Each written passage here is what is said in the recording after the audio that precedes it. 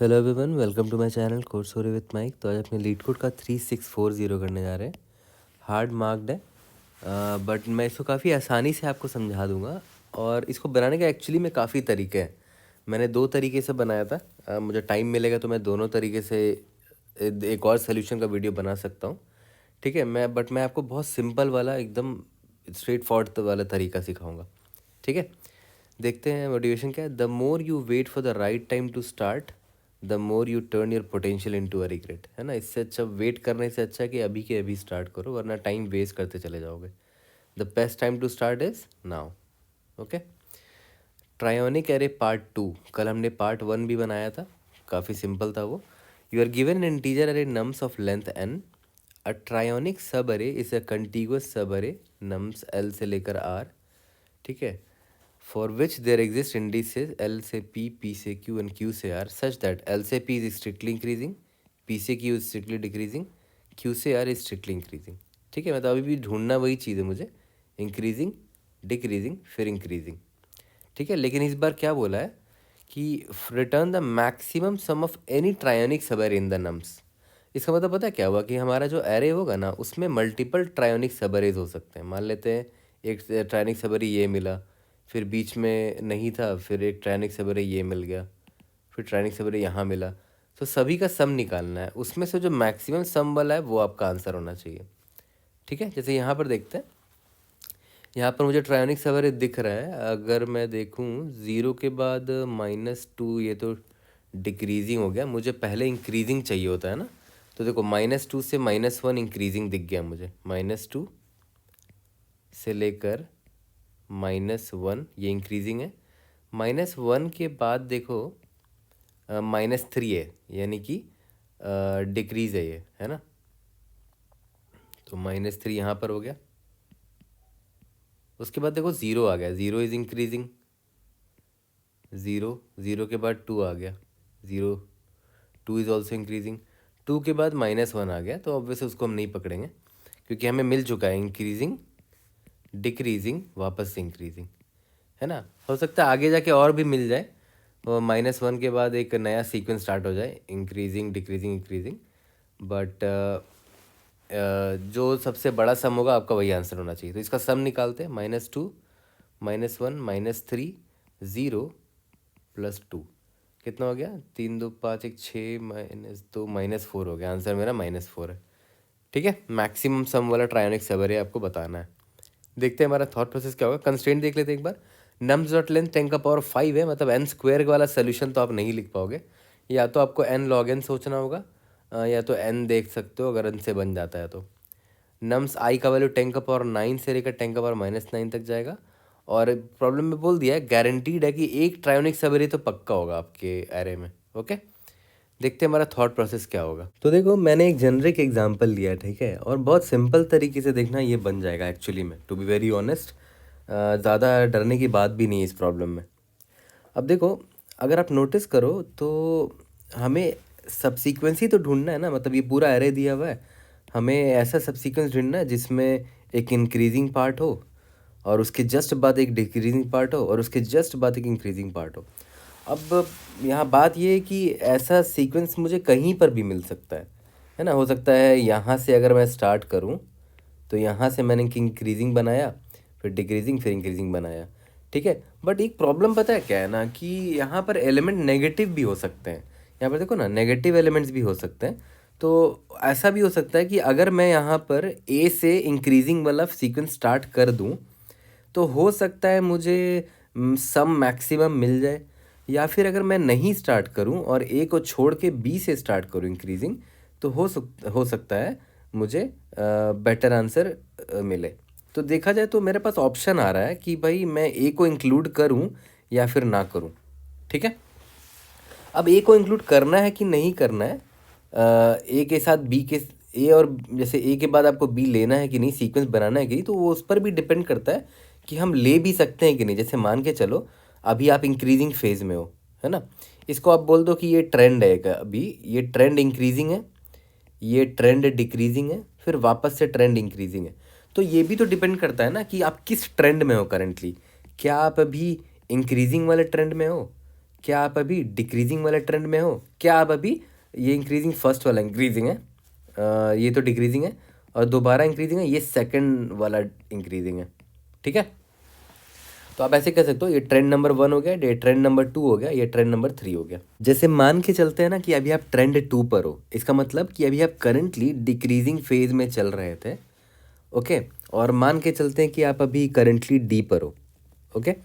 तो आप एक काम करना, आप करंट एलिमेंट निकाल लो कि हाँ भाई मेरा करंट एलिमेंट जो है वो नम्स ऑफ आई है, ठीक है। और जो मेरा नेक्स्ट एलिमेंट होने वाला है वो नम्स ऑफ आई प्लस 1 होने वाला है, ओके।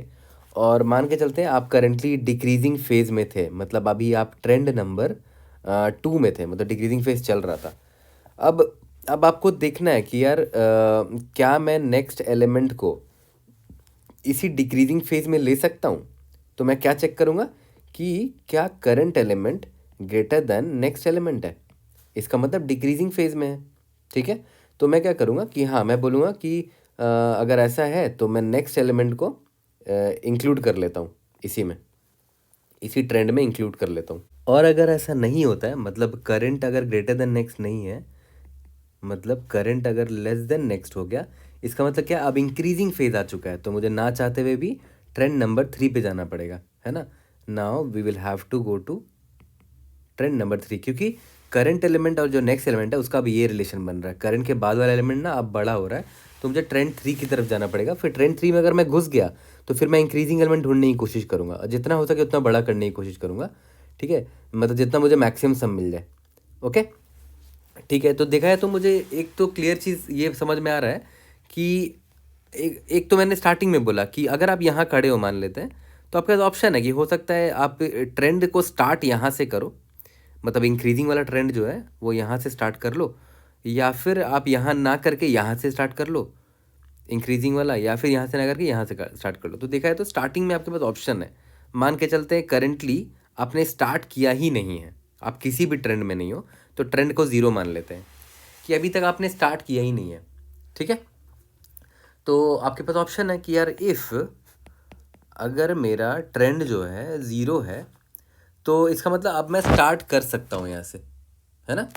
तो मैं चेक कर लेता हूँ कि अगर नेक्स्ट एलिमेंट जो है ग्रेटर देन करंट होना चाहिए, तभी तो स्टार्ट कर पाओगे ना, इंक्रीजिंग फेज में तभी जा पाओगे, क्योंकि देखो स्टार्टिंग फेज जो ट्रेंड 1 है वो इंक्रीजिंग फेज है। तो मुझे चेक करना पड़ेगा कि ट्रेंड अगर 0 मतलब अभी तक मैंने स्टार्ट ही नहीं किया है, तो चेक कर लूँगा कि नेक्स्ट करंट से बड़ा होना चाहिए, तभी मैं इंक्रीजिंग ट्रेंड स्टार्ट कर पाऊँगा। अगर कर पाऊँगा तो ठीक है, जो भी मेरा करंट एलिमेंट है उसमें ऐड कर देता हूँ, क्योंकि मुझे ओवरऑल सम ही तो निकालना है, ठीक है। करंट एलिमेंट ऐड कर देता हूँ, और फिर मैं क्या करूँगा, ट्रेंड नंबर 1 स्टार्ट कर दूंगा, और ये मेरा अपना आगे बढ़ के ट्रेंड नंबर 1 से आगे बढ़ के ट्रेंड 2 ट्रेंड 3 करेगा और मेरा आंसर ले आएगा, और मैं करंट में उसको ऐड कर दूंगा, ठीक है। तो यहाँ से भी मुझे हिंट मिल रहा है कि ये पार्ट मैं रिकर्शन को दे दूंगा करने के लिए, है ना। रिकर्शन मेरा करके ले आएगा और मैं करंट में ऐड कर दूंगा, ओके। और एक और चीज़ से मुझे हिंट मिला था कि रिकर्शन है, कि यार मेरे पास तो ऑप्शन है यहाँ पर कि मैं यहाँ से ट्रेंड किसी ट्रेंड को स्टार्ट करूँ या फिर ट्रेंड को स्टार्ट ना करूँ, है ना। ओके, यहाँ तक क्लियर है। तो मुझे हिंट मिल गया कि यार रिकर्शन अगर मैं लगाऊँ तो बड़े आसानी से मैं इसको सॉल्व कर सकता हूँ। तो देखो अभी मैंने आपको क्या बोला कि मैं किसी इंडेक्स में जब स्टार्ट, मान लेते मैं किसी इंडेक्स पे खड़ा हूँ, तो मैं और अभी अगर मैंने एक भी ट्रेंड स्टार्ट नहीं किया है, मतलब मैं currently trend is equal to 0 पर हूँ, तो मेरे पास साफ साफ ऑप्शन है कि या तो मैं इस इंडेक्स से ट्रेंड को स्टार्ट करूँ, ट्रेंड 1 में जाऊँ, या फिर मैं क्या करूँ i+1 पर जाऊँ और वहाँ से फिर से स्टार्ट करूँगा एकदम फ्रेश ट्रेंड, ठीक है। तो अगर मैं यहाँ से ट्रेंड स्टार्ट करने का डिसीजन लेता हूँ, अगर मैं इस पाथ में जाता हूँ, तो मुझे बस इतना चेक करना पड़ेगा कि नेक्स्ट एलिमेंट जो है वो करंट एलिमेंट से बड़ा होना चाहिए। क्यों? क्योंकि मैं ऑब्वियसली बात है, ट्रेंड अगर मैं स्टार्ट करने जा रहा हूँ तो पहला ट्रेंड याद है क्या था, इंक्रीजिंग है ना। तो यहाँ पर मैं चेक लगा देता हूँ सिंपल सा कि अगर मेरा ट्रेंड 0 है, मतलब अभी तक मैं किसी ट्रेंड में नहीं हूँ, या मैं लिख देता हूँ haven't started yet, okay, haven't started, अभी तक मैंने स्टार्ट ही नहीं किया है। तो स्टार्टिंग में तो मेरे पास क्लियर कट ऑप्शन है कि अगर मैंने स्टार्ट नहीं किया है तो मैं सिंपली आगे जाके स्किप भी मार सकता हूँ, मतलब मैं रिकर्शन को कॉल कर दूंगा और बोलूँगा कि यार कोई बात नहीं, i+1 में जाओ और सेम ट्रेंड ज़ीरो से ही स्टार्ट करना, फ्रेश स्टार्ट करना अभी, क्योंकि अभी तक मैंने कोई ट्रेंड स्टार्ट नहीं किया था, वो ट्रेंड ज़ीरो है। तो स्किपिंग का ऑप्शन आपके पास तभी है जब आप कोई ट्रेंड में नहीं चल रहे हो, है ना। मान लेते हैं ट्रेंड वन पे आप ऑलरेडी हो अगर, तो ऑब्वियस से बात है ट्रेंड वन के बाद या तो आप ट्रेंड वन में ही रहो, या तो आप अगर डिक्रीजिंग एलिमेंट मिलता है तो फिर डिक्रीजिंग में चले जाओ, ट्रेंड टू पे चले जाओ, है ना। लेकिन अगर आपने स्टार्ट ही नहीं किया है तो आपके पास ऑप्शन है कि ट्रेंड वन जो है आप किसी और इंडेक्स से स्टार्ट करोगे, इस इंडेक्स को आप स्किप कर रहे हो, ठीक है। तो देखा है, तो ये हो गया टेक वाला ऑप्शन कि आपने यहाँ से ट्रेंड स्टार्ट कर लिया। दूसरा है स्किप वाला ऑप्शन कि आपने स्किप कर दिया, यहाँ से ट्रेंड नहीं स्टार्ट किया, ठीक है। तो देखा जाए तो और हो सकता है कि यहाँ स्किप करने से मुझे बेटर आंसर मिल जाए, ये भी हो सकता है। तो इसीलिए मैंने स्किप वाला पाथ का आंसर निकाल लिया। और दूसरा ऑप्शन क्या है कि मैं यहाँ से ट्रेंड स्टार्ट कर लूँ। तो अगर मैं ट्रेंड स्टार्ट करता हूँ तो मुझे बस इतना चेक करना पड़ेगा कि भाई मेरा जो है वो ट्रेंड ज़ीरो होना चाहिए और मैं फ्रेश ट्रेंड स्टार्ट कर रहा हूँ, याद रखना। तो अगर स्टार्ट कर रहा हूँ फ्रेश ट्रेंड, तो next element must be greater than current element. क्यों? क्योंकि भाई जो ट्रेंड स्टार्टिंग है वो इंक्रीजिंग है ना। स्टार्टिंग ट्रेंड जो है वो इंक्रीजिंग वाला ट्रेंड है। तो इस केस में मैंने क्या बोला कि इस बार मैं क्या कर रहा हूँ कि मैं यहाँ से ट्रेंड स्टार्ट कर ले रहा हूँ। तो मैंने स्किप नहीं किया करंट इंडेक्स को, तो इसको वेरिएबल का नाम टेक ले लेते हैं। तो नॉर्मल टेक और स्किप वाला ही प्रॉब्लम है, इससे भी आप सॉल्व कर सकते हो आराम से, ठीक है। तो आपने क्या किया, करंट एलिमेंट को ले लिया, तो करंट एलिमेंट प्लस फिर आप रिकर्शन कॉल कर दो और बोल दो कि हाँ भाई ट्रेंड वन स्टार्ट हो चुका है, इंडेक्स i प्लस वन पे जाओ और ट्रेंड वन अभी चल रहा है। तो देखो यहाँ पर मैंने ट्रेंड का वैल्यू वन किया है ना। तो यहाँ पर मैं या तो ऐसे भी कर देता हूँ, trend is equal to one करके अब यहाँ ट्रेंड भेज देता हूँ कि अब ट्रेंड मेरा वन हो चुका है, मैं इंक्रीजिंग फेज में उतर चुका हूँ, है ना। अभी ये पहला वाला इंक्रीजिंग फेज चल रहा है, ये मेरा ट्रेंड वन है जो मैंने आपको यहाँ सिखाया था। ये देखो ट्रेंड वन मैंने स्टार्ट कर दिया, तो आगे जाके इंक्रीजिंग एलिमेंट ढूंढना, ठीक है। तो यहाँ पर देखो ट्रेंड वन भेज दिया। तो इसको मैं डब्बे में डाल देता हूँ कि स्टार्टिंग हमारा ये चेक होगा सिंपल सा कि या तो मैं यहाँ से ट्रेंड स्टार्ट करूँ या तो ना करूँ। इसमें क्या टफ था बताओ, है ना। थोड़ा सा बस मैं क्या कर रहा हूँ, मैं सिंपल ट्राई मार रहा हूँ कि यहाँ से मैं ट्रेंड स्टार्ट करूँ या फिर ना करूँ। तो मेरा ये पहला पार्ट हो गया, यहाँ तक क्लियर है। अब दूसरा चीज़ क्या है कि हो सकता है मैं ऑलरेडी ट्रेंड नंबर वन पे हूँ। ऑब्वियस है, ट्रेंड ज़ीरो भी हो सकता है, ट्रेंड वन भी हो सकता है, ट्रेंड टू भी हो सकता है, ट्रेंड थ्री भी हो सकता है ना। ये रहा ज़ीरो, मतलब कि आपने स्टार्ट ही नहीं किया था, मतलब यहाँ पर ट्रेंड ज़ीरो है। ट्रेंड वन मतलब आप इंक्रीजिंग में चल रहे हो, ट्रेंड टू मतलब आप डिक्रीजिंग में चल रहे हो, ट्रेंड थ्री मतलब आप लास्ट वाले इंक्रीजिंग पे चल रहे हो, ख़त्म होने वाला है आपका, है ना। तो अब आते हैं ट्रेंड वन पर। तो अगर आप ट्रेंड वन पे चल रहे हो, तो मैं यहाँ डायग्राम भी बना के दिखा देता हूँ कि अभी आप ये फेज़ में चल रहे हो। तो अब आपके पास आगे जाकर ऑप्शन आएगा कि भाई क्या नेक्स्ट वाला एलिमेंट बड़ा है मुझसे, तो इसी ट्रेंड को बढ़ाऊंगा और क्या। और अगर छोटा है तो ऑब्वियसली डिक्रीजिंग ट्रेंड स्टार्ट करना पड़ेगा मुझे, ना चाहते हुए भी, ठीक है। तो मैं यहाँ पर चेक लगा देता हूँ कि क्या मैं ट्रेंड वन पर हूँ, trend is equal to one पर हूँ। अगर ऐसा है तो सिंपली चेक कर लो कि जो नेक्स्ट एलिमेंट है, इफ़ नेक्स्ट एलिमेंट जो है अगर वो ग्रेटर देन करेंट एलिमेंट हुआ, नेक्स्ट मतलब nums of i plus one और current element nums of i है, तो ऑब्वियस सी बात है मैं क्या करूँगा, ट्रेंड वन पर ही रहूँगा, है ना, stay in the trend one. तो इसका मतलब क्या हुआ कि करेंट एलिमेंट को ले लो और सॉल्व फंक्शन कॉल कर दो और बोल दो कि भाई इंडेक्स i प्लस वन में जाओ और ट्रेंड वन को ही कंटिन्यू रखो क्योंकि इंक्रीजिंग एलिमेंट मिला अभी आपको, है ना। तो ट्रेंड का जो वैल्यू था trend is equal to one वही भेज दिया मैंने, ठीक है। लेकिन अगर ऐसा नहीं हुआ तो इसका मतलब कि करंट एलिमेंट अगर नेक्स्ट एलिमेंट जो है वो छोटा निकल कर आ गया करंट एलिमेंट से, इसका मतलब भाई अब आपको ट्रेंड टू स्टार्ट करना पड़ेगा ना चाहते हुए भी। क्योंकि देखो आप ट्रेंड वन पे चल रहे थे, अचानक से आपको एक डिक्रीजिंग एलिमेंट मिल गया, तो ऑब्वियस है आप यहाँ से ट्रेंड टू में आपको घुसना पड़ेगा, ठीक है। तो यहाँ पर मैं क्या करूँगा कि अब आपको स्टार्ट करना पड़ेगा ट्रेंड टू, मतलब current element plus solve function में जाओ, इंडेक्स i प्लस वन से ट्रेंड टू स्टार्ट कर देना। तो यहाँ पे देखो मैं टू पास कर रहा हूँ, है ना, ट्रेंड टू पास कर रहा हूँ, ओके। तो देखा तो मैं बहुत ज़्यादा दिमाग नहीं लगा रहा हूँ इस प्रॉब्लम को सॉल्व करने में, एकदम सिंपल सा इस डायग्राम को फॉलो कर रहा हूँ कि अगर मैं ट्रेंड वन पे हूँ तो मैं देख ले रहा हूँ आगे का इंक्रीजिंग एलिमेंट है, तो ट्रेंड 1 को इंक्रीज करते हुए चलो, अगर डिक्रीजिंग है तो ट्रेंड 2 को स्टार्ट कर दो। और हाँ, एक चीज़ याद रखना कि अगर आप ट्रेंड 1 में मान लेते चल रहे थे, मान लेते ट्रेंड 1 है, तो मान लेते हैं आपका ये ith एलिमेंट था, ये आपका i+1th एलिमेंट है, ये आपका i+2th एलिमेंट है, तो ये कंटिन्यूस होना चाहिए। ऐसा नहीं कि आपने ब्रेक लगा दिया यहाँ पर, है ना, कि आप i+1 पे थे, फिर आप यहाँ से i+2 को आपने ना लेके आपने i+3 को ले लिया क्योंकि i+3 इंक्रीजिंग था। ऐसे आप नहीं कर सकते, है ना। बीच में आप एलिमेंट को स्किप नहीं कर सकते, क्योंकि अगर आप अभी इस ट्रेंड में चल रहे हो तो आपको कंटिन्यूस सारे एलिमेंट लेने पड़ेंगे, बीच में गैप नहीं मार सकते, ठीक है। और वो हर ट्रेंड पे सेम चीज़ लागू होता है कि अगर आपने ये ट्रेंड स्टार्ट किया तो बीच में आप ऐसे गैप मार के ऐसे नहीं कर सकते। यहाँ पर इंक्रीजिंग है तो बीच में गैप मार के फिर ऐसे नहीं कर सकते, हम कंटिन्यूस होना चाहिए, ठीक है, ऐसे ऐसे, ठीक है। तो अभी आपने क्या किया, दो ऑप्शन थे, ट्रेंड 1 को इंक्रीज करने का मौका मिला तो कर दिया, नहीं तो ट्रेंड 2 आ गया तो ट्रेंड 2 पे हम घुस गए। ओके, सिमिलरली ये तो ट्रेंड 1 हो गया, तो ट्रेंड 1 में कुछ दिमाग लगानी नहीं था, इतना ही था ट्रेंड 1, है ना, इतना ही था बस, ठीक है।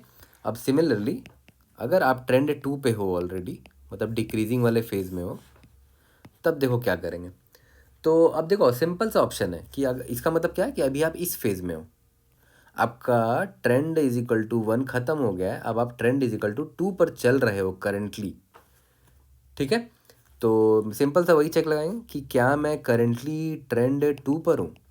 ओके, अगर ऐसा है तो ठीक है, तो मैं चेक कर लूँगा कि क्या मैं ट्रेंड 2 को कंटिन्यू कर सकता हूँ क्या। तो चेक कर लेता हूँ कि नेक्स्ट एलिमेंट क्या छोटा है मुझसे करंट एलिमेंट से, तो इसका मतलब ट्रेंड 2 चला सकता हूँ मैं, है ना। तो मैं क्या बोलूँगा, ठीक है भाई ट्रेंड 2 चला लो, करंट प्लस सॉल्व i+1 में जाओ और ट्रेंड 2 को ही चलने दो, ट्रेंड का जो वैल्यू था वही रहने दो। और अगर ऐसा नहीं है, एल्स इफ अगर नेक्स्ट एलिमेंट ग्रेटर निकल कर आ गया तो इसका मतलब क्या हुआ, इंक्रीजिंग फैशन अब आ चुका है, मतलब आपको ट्रेंड 3 पर ही जाना पड़ेगा ना चाहते हुए भी, है ना। तो आप क्या करोगे, करंट प्लस सॉल्व i+1 पे जाओ, लेकिन ट्रेंड 3 पास कर रहा हूँ, ये देखो ये ट्रेंड 3 पास कर दिया, ठीक है। तो ट्रेंड 2 भी हमारा इतना ही था बस। ओके, अब देखते हैं कि अगर मान लेते हैं मैं ट्रेंड 3 पर हूँ, ट्रेंड 3 पर हूँ। अब देखो ध्यान दो, याद करो मेरा जो एरे था वो ऐसा कुछ था ना, ABCDEFGHI तो अब देखो मान लेते हैं आप करेंटली ट्रेंड 3 पर हो, तो एक चीज़ तो आपके पास ये ऑप्शन है कि भाई ट्रेंड 1 मतलब हो चुका होगा, ट्रेंड 2 भी हो चुका होगा, अब आप ट्रेंड 3 पर आ चुके हो, तो आपके पास ऑप्शन है कि हो सकता है आप ट्रेंड 3 यहीं पर एंड कर दो, इस इंडेक्स आई पर, है ना, इस इंडेक्स आई पर ख़त्म कर दो।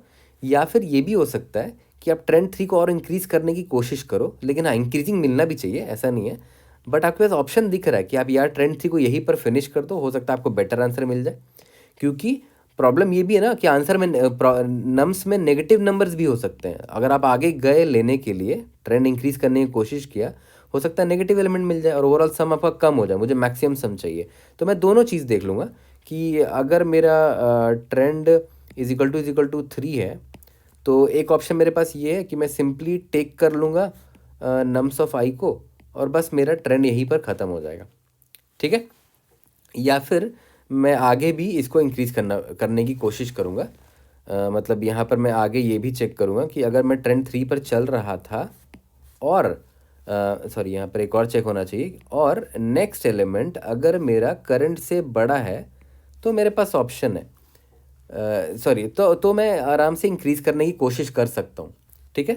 तो मैं ऐसे करूँगा कि करंट एलिमेंट को ले लो प्लस सॉल्व करने की कोशिश करो, i+1 पे जाओ और ट्रेंड 3 पर ही चलते रहो, क्योंकि आपको इंक्रीजिंग एलिमेंट मिला है ना। ट्रेंड 3 मतलब ट्रेंड का वैल्यू 3 था ना, तो ट्रेंड ही मैंने भेज दिया।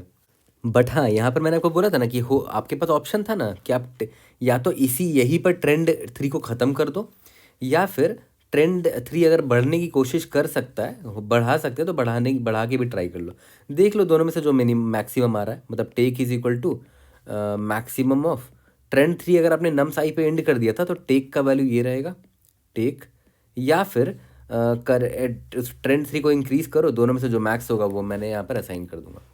तो देखा है तो पता है मैं अल्टीमेटली कर क्या रहा हूँ इस प्रॉब्लम में, I am trying every possibility.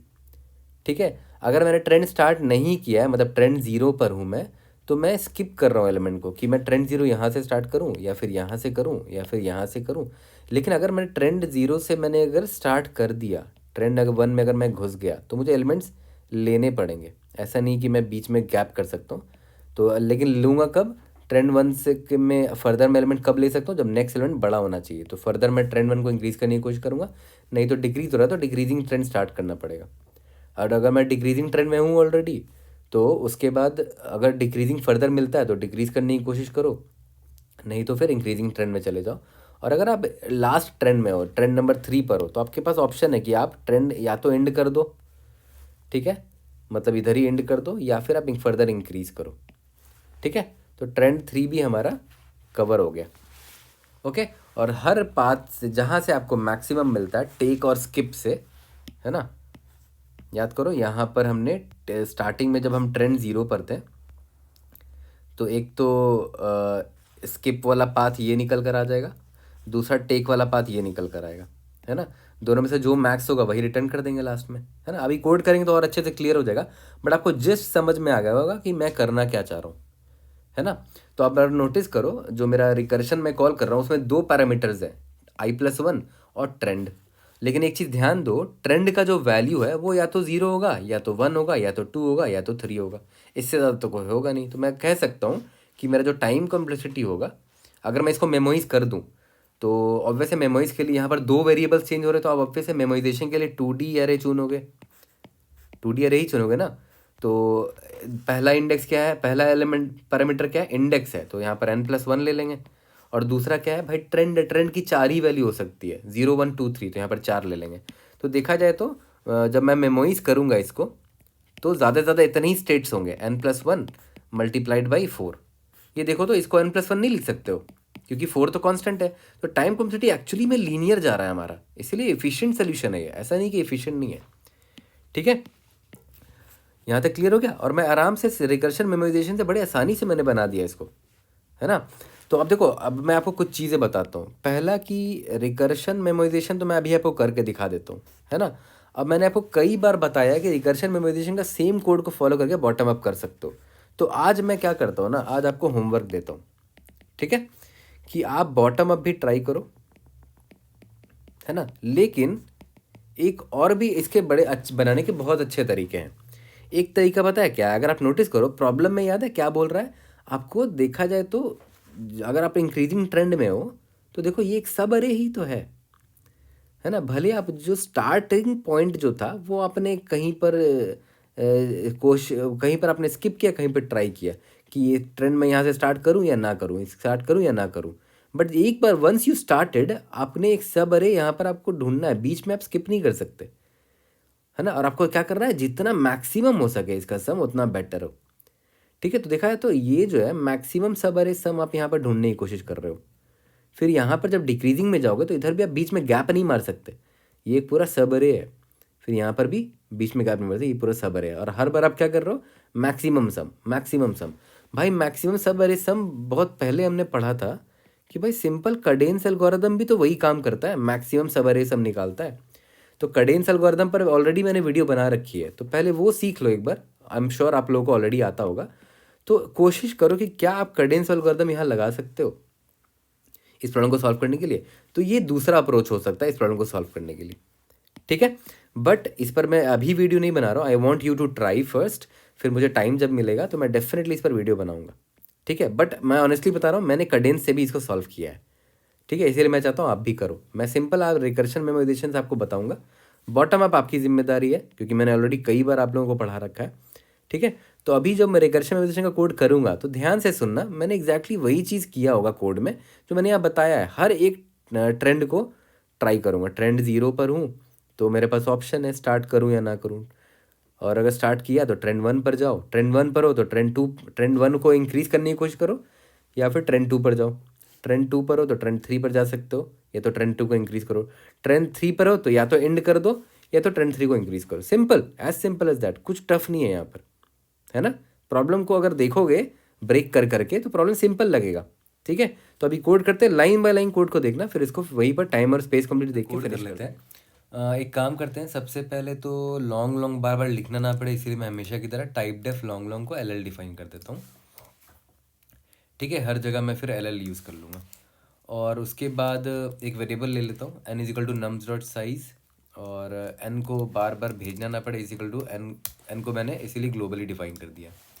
ठीक है, अब मैंने सिंपल बोला कि यार मैं कुछ नहीं, मैं इंडेक्स 0 से स्टार्ट करने वाला हूँ, ये मेरा इंडेक्स 0, और अभी मैंने कुछ स्टार्ट नहीं किया, तो मेरा अभी ट्रेंड 0 चल रहा है। मैं लिख देता हूँ solve of i comma trend is equal to 0। ठीक है, अब मैं सॉल्व फंक्शन में आ जाता हूँ। इंट, अच्छा इंट नहीं, वैसे पता है लॉन्ग लॉन्ग रिटर्न करेंगे, लॉन्ग लॉन्ग सॉल्व क्या पास कर रहे हैं, इंट आई पास कर रहे हैं, और इंट मेरा ट्रेंड पास कर रहे हैं। ठीक है, ओके। और हाँ, हमने जब रिकर्शन लिखा तो बेस केस भी लिखेंगे, बट लास्ट में बेस केस पर भी आएंगे, बट अभी एटलीस्ट हमने जितना अभी तक सीखा है वो अभी मैं आपको बताया था। मैंने आपको क्या बताया था कि दो ऑप्शन है कि करंट इंडेक्स से मैं ट्रेंड 1 स्टार्ट करूँ या फिर ना करूँ। तो मेरे पास साफ साफ मुझे लग रहा है कि मेरे पास एक टेक का ऑप्शन है और एक स्किप का भी ऑप्शन है। ठीक है, और हमें मैक्सिमाइज करना है सम को, तो हम क्या करेंगे, इसमें बहुत छोटा वैल्यू डाल देंगे, यहाँ पर इंट मिन डाल देते हैं, बट ये लॉन्ग लॉन्ग है तो इसीलिए लॉन्ग अंडरस्कोर मिन डाल देते हैं, यहाँ पर भी लॉन्ग अंडरस्कोर मिन डाल देते हैं। ठीक है, अब चलो अब स्टार्ट करते हैं। तो सबसे पहले मैंने क्या बोला कि अगर मेरा ट्रेंड 0 चल रहा है ना, अगर 0 चल रहा है तभी मेरे पास ऑप्शन है स्किप करने का, है ना, वरना एक बार मैंने स्टार्ट कर दिया तो मुझे आगे बढ़ना पड़ेगा ट्रेंड 1 के साथ। तो अगर मैंने स्किप कर दिया तो skip will be equal to maxim, sorry I mean skip कर दिया तो ऑब्वियसली बात है आगे भागूंगा मैं, i+1, और ट्रेंड 0 है मेरा करेंटली, और अच्छा हाँ, नम्स को भी पास करना पड़ेगा ना यहाँ पर, my bad, nums vector of int and nums, और नम्स को पास कर दो। ठीक है, एज सिंपल एज दैट। मैंने करंट इंडेक्स को स्किप मार दिया और i+1 में चला गया सेम ट्रेंड, क्योंकि मैं ताकि मैं फ्यूचर में स्टार्ट करूँगा नए ट्रेंड को। ओके, अब या तो फिर मैंने आपको एक और चीज़ बताई थी, या फिर ऐसा हो सकता है कि मैं ट्रेंड 3rd में हूँ और मैं यहीं पर ख़त्म कर सकता हूँ अभी के अभी। I am at trend 3 and I can now and at nums of I, मैं इसी इंडेक्स में ख़त्म कर देता हूँ। तो if trend is equal to अगर मैं 3 पर हूँ तो टेक में मैं क्या करूँगा, नम्स ऑफ आई पर ये रख के फिनिश इट हियर ओनली। ठीक है, और मैं लास्ट में result sorry return max of take and skip कर दूंगा। ठीक है, बट याद करो मैंने क्या बोला था कि ज़रूरी थोड़ी है टेक, ये हो भी सकता है कि आप ट्रेंड 1 पर हो या ट्रेंड 2 पर हो, या फिर आपने ट्रेंड 0 यहाँ से स्टार्ट, इधर ही से स्टार्ट करने की कोशिश करी, तो वो भी तो हमें देखना है। तो हम एक काम करते हैं, int current is equal to nums of I हो जाएगा, int next is equal to nums of i+1 अभी देख लेते हैं, but i+1 out of bound नहीं होना चाहिए, तो यहाँ चेक कर लेना, must be less than n होना चाहिए, तभी आप नेक्स्ट एलिमेंट पर जा पाओगे। ठीक है, चलो अब मेरे पास ऑप्शन है कि यार हो सकता है कि मैं करेंटली ट्रेंड 0 पर था और मुझे ट्रेंड 1 यहीं से स्टार्ट करना है, लेकिन स्टार्ट करने के लिए नेक्स्ट एलिमेंट करंट से बड़ा होना चाहिए, है ना, तभी आप स्टार्ट कर पाओगे। तो मैंने क्या किया, मतलब करंट एलिमेंट को मैंने टेक कर लिया, take is equal to maximum of, already जो मेरा टेक था यहाँ पर ये रहा। ठीक है, जो भी मैंने टेक यहाँ पर ले रखा था, comma maximum of current element को मैंने ले लिया, और मैं क्या बोल रहा हूँ कि मेरा ट्रेंड 1 चला दो आगे, i+1 कॉमा ट्रेंड 1, है ना, और नम्स। ठीक है, एज सिंपल एज दैट। और एल्स इफ, या फिर आप ट्रेंड 1 पे हो सकते थे, है ना, और अगर आप ट्रेंड 1 पे तो चेक कर लो कि क्या मैं ट्रेंड 1 को इंक्रीज कर सकता हूँ फर्दर, तो चेक कर लो, next is greater than current है। ठीक है, तो मेरे पास ऑप्शन है कि मैं मैक्सिमम ऑफ, या तो यहीं पर रुक जाऊँ, है ना, या फिर आगे बढ़ूँ, current plus maximum sorry current plus solve of i+1 और ट्रेंड 1 को इंक्रीज कर दो आगे। ठीक है, एल्स इफ ऐसा भी तो हो सकता था कि मेरा जो नेक्स्ट है वो लेस देन करंट हो गया, मतलब ट्रेंड 2 आपको स्टार्ट करना पड़ेगा, तो take will be equal to maximum of take comma current plus solve of i+1 में जाओ, लेकिन ट्रेंड 2 अब स्टार्ट कर दो क्योंकि डिक्रीजिंग फैशन आ चुका है ना। देखो नेक्स्ट एलिमेंट नेक्स्ट जो है लेस देन करंट है, मतलब आप ट्रेंड 2 पर आप घुस चुके हो, ठीक है, तो ट्रेंड 2 में चले जाओ। और आपको सम एनीवेज पूरे ट्रायनिक सवेरे का चाहिए, इसलिए आप देखो सम करते ही चले जा रहे हो, है ना। And at any point of time you want the maximum, तो take is equal to maximum of take करते चले जाओ जहाँ बेस्ट आंसर मिल जाए। ये हो गया ट्रेंड इज इक्वल टू, अगर मेरा 2 1 था, else if trend is equal to अगर 2 था मेरा, तो फिर वही चेक करूँगा, एक सेम चीज़ यहाँ कॉपी मार देता हूँ कि अगर नेक्स्ट मेरा ग्रेटर देन करंट है, सॉरी नेक्स्ट मेरा अगर लेस देन करंट है, तो मतलब ट्रेंड 2 मतलब डिक्रीजिंग फैशन में आप जा सकते हो फर्दर, तो ट्रेंड 2 को ही आगे बढ़ा दो, है ना। या फिर अगर नेक्स्ट एलिमेंट मेरा बड़ा निकल कर आ गया, next is greater than current, मतलब कि भाई अब आपका ट्रेंड 3 स्टार्ट करना पड़ेगा, क्योंकि ट्रेंड 2 पर आप थे, मतलब आप डिक्रीजिंग में जा रहे थे, अब आपको इंक्रीजिंग मिल गया, तो अब ट्रेंड 3 में आपको जाना पड़ेगा, तो यहाँ पर ट्रेंड 3 डाल देना। ओके, अब एक लास्ट ऑप्शन क्या है कि भाई else if trend is equal to 3 हो रहा होगा, है ना, कि आप ट्रेंड 3 पर हो, लेकिन आपको फर्दर इंक्रीज करने का अगर मन है, तो आपको चेक करना पड़ेगा कि भाई नेक्स्ट एलिमेंट जो है ग्रेटर देन करंट होना चाहिए, क्योंकि देखो मैंने आपको बताया था ना, ट्रेंड 3 पर अगर आप हो करेंटली, तो ऑप्शन है कि या तो आप वहीं पर रुक जाओ, यही आपका आंसर होगा, है ना, या फिर ट्रेंड 3 है और अगर नेक्स्ट एलिमेंट बड़ा है, तब आप ट्रेंड 3 को फर्दर और बढ़ा सकते हो। Take is equal to maximum of take comma current plus solve i+1, trend 3 ही रहने दो, है ना, मतलब इंक्रीजिंग, लास्ट ट्रेंड 3 क्या था, इंक्रीजिंग था ना, तो इंक्रीजिंग होने दो, ठीक है, यहाँ तक क्लियर है। और बस मैक्स टेक कॉमा स्किप, यही तो भेजना था आपको। और एक और चीज़, हाँ बेस केस, तो बेस केस में मैंने क्या बोला कि ऑब्वियस इंडेक्स i+1 होता जा रहा, तो एक समय ऐसा आएगा ना कि i>n हो जाएगा। आप बार बार इंडेक्स i+1 कर रहे हो, तो इंडेक्स आउट ऑफ बाउंड भी जा सकता है, तो i=n पर ही आप रुक जाओ, ठीक है। अब देखो अगर आप अगर मतलब आपका एरे ख़त्म हो गया है, तो मैं उम्मीद करता हूँ कि आपने ट्रेंड 3 तक निकाल लिया होगा, आप ट्रेंड 3 तक पहुँच चुके होगे, तो चेक कर लो कि क्या आप ट्रेंड 3 पर पहुँच चुके थे क्या, मतलब आपने ट्रायनिक ढूंढ लिया था, तो अब आपको ठीक है, मतलब आप सही पाथ में आए थे, ट्रेंड 3 तक आप पहुँच चुके थे, तो अब आपको वैसे और कोई एलिमेंट नहीं मिलेगा, तो आंसर 0 होगा, no more elements you reached index, you reached out of bound, ठीक है। अब आप ऑब्वियस है, अब आप ऐड करने के लिए कुछ नहीं, तो रिटर्न 0 कर दो, ठीक है। लेकिन अगर आप एंड में पहुंच गए और आपको ट्रेंड 3 मिला ही नहीं कभी, तो भाई आप क्या कर रहे थे, ट्रेंड 1 ट्रेंड 2 करते करते करते एंड तक चले गए और ट्रेंड 3 आपको मिला ही नहीं, तो मतलब आप गलत पाथ पर आ गए थे, है ना। और आपको यहाँ पर देखो, सॉल्व से जब आप रिटर्न कर रहे हो, तो यहाँ पर आप मैक्सिमम निकाल रहे हो, ये देखो, तो आपको यहाँ पर कुछ इनवैलिड भेजना पड़ेगा, जो कि बहुत छोटी वैल्यू हो, है ना। तो मैं क्या करूँगा, रिटर्न long_min भेज देता हूँ, है ना, इनवैलिड स्मॉल वैल्यू, क्योंकि अगर बड़ा वैल्यू भेजोगे तब तो मैक्सिमाइज हो जाएगा ना, मुझे सम मैक्सिमाइज नहीं करना है, क्योंकि ये इनवैलिड पाथ था, तो मैंने बहुत छोटा वैल्यू भेज दिया, ठीक है। अब देखो यहाँ पर एक चीज़ देखना, जो मैंने गलती कर दी थी, मिस हो गया था मुझसे, कि अगर आप नोटिस करो, मान लेते हैं कि यहाँ पर टेक का वैल्यू लॉन्ग मिन है ना, तो टेक में और मान लेते हैं सॉल्व, अच्छा ये देखो, ये बेस केस अगर लॉन्ग मिन रिटर्न करता है ना, तो देखो लॉन्ग मिन में कुछ ऐड भी आप करने की कोशिश कर रहे हो यहाँ पर, तो गड़बड़ हो जाएगी ना, मतलब लॉन्ग मिन में कुछ और फर्दर ऐड करोगे, और अगर मेरा करंट वैल्यू नेगेटिव रहा, तो और छोटा जाएगा ही नहीं, इंडेक्स मतलब आउट ऑफ बाउंड चला जाएगा, लॉन्ग मिन का जितना रेंज होता है ना, उससे भी आप आगे जाने की कोशिश करोगे, तो कोड फट सकता है आपका। तो आई थिंक लॉन्ग ऑफ मिन का मतलब वर्स्ट केस में क्या होगा कि करंट का वैल्यू भी लॉन्ग ऑफ मिन के बराबर हो, मतलब वर्स्ट केस बता रहा हूँ, तो लॉन्ग ऑफ मिन में लॉन्ग ऑफ मिन ऐड कर दोगे, तो कुछ ज़्यादा ही, मतलब ये तो रेंज से बाहर ही चला जाएगा। तो या तो ऐसा करो, लॉन्ग ऑफ मिन बाई 2 भेज दो, और वर्स्ट केस में करंट का वैल्यू भी लॉन्ग ऑफ मिन बाई 2 रहा, सॉरी लॉन्ग ऑफ मिन बाई 2 रहा, तो लॉन्ग ऑफ मिन बाई 2 और यहाँ पर लॉन्ग ऑफ मिन बाई 2 दोनों ऐड होकर लॉन्ग ऑफ मिन ही बनेगा, उससे ज़्यादा छोटा नहीं हो पाएगा, है ना, इसलिए मैंने यहाँ पर लॉन्ग ऑफ मिन का हाफ भेज दिया, ये इनफ है, ठीक है। तो यहाँ पर भी लॉन्ग ऑफ मिन का हाफ ही ले लो, यहाँ पर लॉन्ग ऑफ मिन का हाफ ले लो, या तो आप कोई बहुत बड़ा नेगेटिव वैल्यू भी ले सकते थे, जैसे 1e⁻14 ले लो, या -15 ले लो, ठीक है, बट आई थिंक लॉन्ग मिन by 2 should do the work. Okay, एक बार रन करके देख लेते हैं, फिर इसको मेमोइज कर लेंगे। ग्रेट, एक बार सबमिट करके देखते हैं कि विदाउट मेमोराइजेशन पास हो पा रहा है कि नहीं। नहीं हुआ, क्योंकि देखा है तो आई थिंक नहीं होना चाहिए, क्योंकि एक्सपोनेंशियल सोल्यूशन चला जाएगा ना, हर इंडेक्स पर आपके पास दो ऑप्शन है, तो 2 का पावर n चला जाएगा, एक्सपोनेंशियल है टाइम कॉम्प्लेक्सिटी आपका। अब वैसे देखो कितना टाइम स्टेज के पास हो रहा है, 844 पास हो गया वैसे, नॉट बैड है ना।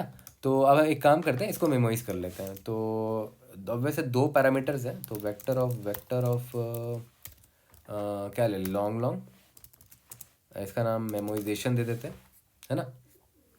और नीचे उसको इनिशियलाइज कर लेते हैं, मेमो डॉट असाइन n+1 और vector of long long status trend कितना हो सकता है, 4 हो सकता है, 0 1 2 या तो फिर 3 हो सकता है, 4 मैंने ले लिया। और l लॉन्ग अंडरस्कोर मिन डाल देते हैं, अभी ये इनवैलिड वैल्यू है इसमें, ठीक है। तो मैं यहाँ पर चेक कर लूँगा कि यार, अगर सब कुछ स्टार्ट करने पहले चेक कर लो कि अगर मेमो में करंट आई करंट ट्रेंड के लिए not equal to L long min हुआ, जो कि स्टार्टिंग में इसका इनिशियल वैल्यू था, तो इसका मतलब इसका स्टेट ऑलरेडी सॉल्व हो रखा है ना। तो मैं क्या करूँगा, return memo of I trend return कर दो यहाँ पर। या फिर अगर ऐसा नहीं है तो यहाँ पर रिटर्न करने से पहले इसको मेमोइज करना मत भूलना, ठीक है। एक बार देखते हैं रन करके, कंपाइलेशन एरर नहीं आना चाहिए। तो अब हमने मेमोइज कर दिया, तो कितने स्टेट्स हो सकते हैं ज़्यादा से ज़्यादा, जितने इसके साइज़ है n+1 × 4, यानी कि O(n) मान सकते हो टाइम कॉम्प्लेक्सिटी। और स्पेस कॉम्प्लेक्सिटी भी हमारा O(n) हो गया, n+1 × 4 O(n) ही बोल सकते हो। तो I hope I was able to help. Homework ज़रूर से ट्राई मारना, मेरे पास टाइम होगा तो डेफिनेटली मैं उस पर टाइम निकाल के वीडियो बनाऊंगा। तो I hope I was able to help. See you in the next video, thank you.